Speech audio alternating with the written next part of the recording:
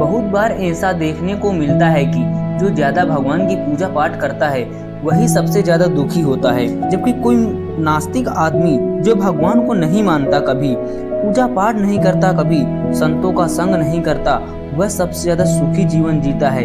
यह सब चीजें देखकर कभी कभी तो ऐसा लगता है कि भगवान ही गलत है, भगवान का न्याय ही गलत है। यह कोई कहानी नहीं है, ऐसा हर किसी के साथ होता है।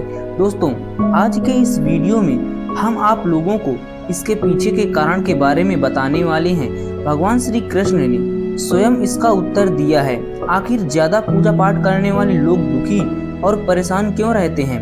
इसका उत्तर भगवान श्री कृष्ण ने श्रीमद् भागवत गीता के माध्यम से बड़ी स्पष्टता के साथ बताया है। तो चलिए फिर शुरुआत करते हैं। नमस्कार दोस्तों, दिलीप मोटिवेशन में आपका दिल से स्वागत है। अगर आप भी भगवान श्री कृष्ण के भक्त हैं तो कमेंट में जय श्री कृष्ण जरूर लिखें। तो चलिए शुरू करते हैं आज की प्रस्तुति। दोस्तों, बात द्वापर युग की है, जब भगवान श्री कृष्ण और अर्जुन के बीच संवाद हो रहा था।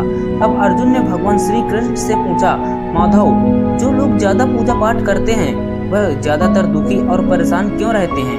इसके पीछे का क्या कारण है?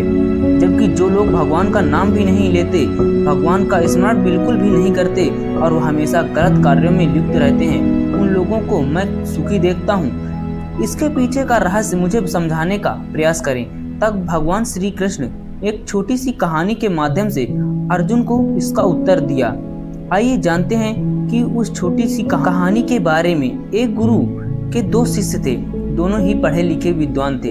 दोनों में फर्क सिर्फ इतना था कि एक भगवान को मानने वाला था और दूसरा भगवान को ना मानने वाला नास्तिक था। एक ऐसा था जहाँ पर भगवान की कथा होती थी, जहाँ सत्संग होता था, जहाँ भजन होता था, वहाँ दौड़ के चला जाता और भगवान की पूजा पाठ करने लगता।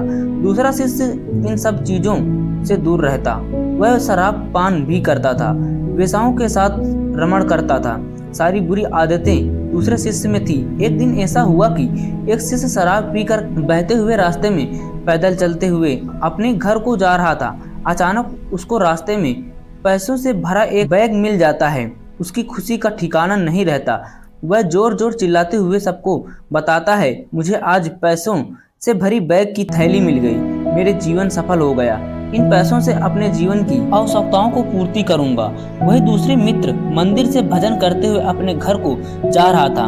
अचानक उसकी पैर में एक बड़ा कांटा चुभ जाता है, रक्त निकलने लगता है। ठीक उसी समय दूसरा शिष्य भी वहीं पहुंचता है और हंसते हुए उसको बोलने लगता है, क्यों, तुम ही हो न जो सबसे ज्यादा पूजा पाठ करते हो, भगवान का भजन करते हो, क्या दिया तुम्हारे भगवान ने तुम्हें? मुझे देखो, मैं कभी मंदिर नहीं गया और ना ही कभी मैंने कोई अच्छा काम किया। मेरे घर में भगवान का मंदिर भी नहीं है। मैंने कभी अपने घर में सत्यनारायण की कथा नहीं कराई, भगवान के सामने कभी माथा नहीं टेका। फिर भी मैं कितना संपन्न हूँ, अमीर हूँ, मेरे पास पैसों की कोई कमी नहीं है। सबसे ज्यादा सुखी जीवन मैं ही जी रहा हूँ। अच्छे शिष्य को उसकी बात चुभने लगी। उसने मन ही मन विचार किया, हाँ, यह तो सच बोल रहा है। मैं कितनी पूजा करता हूँ और यह कुछ नहीं करता, फिर भी कितना सुखी है। इतना सोचते हुए वह अपने गुरु के पास चला जाता है और यही प्रश्न गुरु से करता है।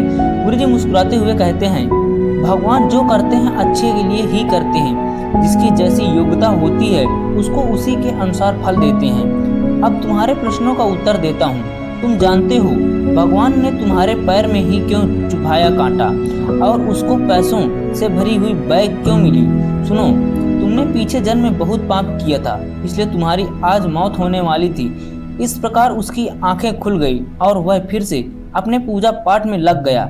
जब हम प्रार्थना करते हैं तो ईश्वर हमारे कहने से ज्यादा सुनता है। जितना हम पूछते हैं उससे ज्यादा जवाब देता है। जितना हम कल्पना करते हैं उससे ज्यादा अपने समय में और अपने तरीके से देता है। समय का चक्र बहुत तेज चलता है, इसलिए ना तो बल का अहंकार करें और ना ही अपने धन का जीवन में वाणी को काबू रखना अनिवार्य है, क्योंकि वाणी से दिए हुए घाव कभी भरे नहीं जा सकते। जीवन में कभी मौका मिले तो किसी के लिए सारथी बनना था, नहीं जैसे पानी को अगर दूध मिलाया जाए तो वह दूध की तरह हो जाता है। यदि वही पानी अगर कीचड़ में मिलाया जाए तो कीचड़ बन जाएगा।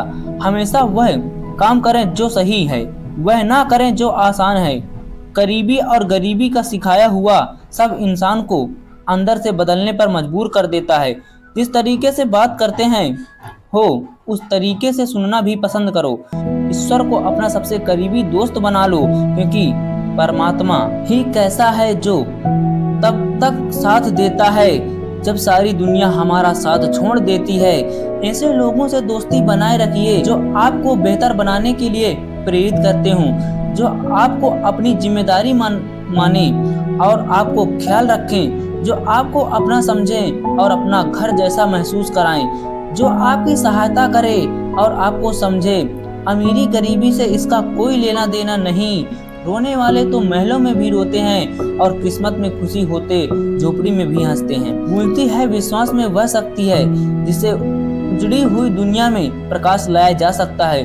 विश्वास पत्थर को भगवान बना सकता है और विश्वास भगवान को बनाए इंसान को पत्थर दिल बना सकता है। किसी की यादों में घुट घुट कर मरने से अच्छा है कि आप अपनी ताकत को अपने लक्ष्य पर लगाएं और इतने सफल बन जाएं कि एक दिन आपको छोड़ने वाला पछताने लगे। कामयाब व्यक्ति की चमक लोगों को दिखाई देती है। उसने कितने अंधेरे देखे हैं कोई नहीं जानता। यदि सपने सच नहीं हो रहे हों तो रास्ते बदल लो, सिद्धांत नहीं। मनुष्य सुबह से शाम तक काम करके उतना ही नहीं थकता जितना चिंता और क्रोध से एक पल में थक जाता है। यह मत सोचिए कि एक महीने या एक साल में क्या हो सकता है, बल्कि यह सोचिए कि 24 घंटे में क्या संभव है। किसी का आलसी चेहरा तभी प्रकट होता है जब आप उसके लाभ के लिए महत्वपूर्ण नहीं होते। 1 मिनट में जिंदगी नहीं बदलती, लेकिन 1 मिनट में सोच समझ कर लिया गया फैसला जीवन को अवश्य बदल सकता है। आज हम आपके लिए कुछ ऐसे कीमती विचार लेकर आए हैं जो आपके जीवन में सकारात्मक या संचार करेंगे। यह प्रेरणादायक कथन न केवल आपके जीवन के विभिन्न पहलुओं को छूते हैं, बल्कि आपको नई दिशा और ऊर्जा भी देते हैं।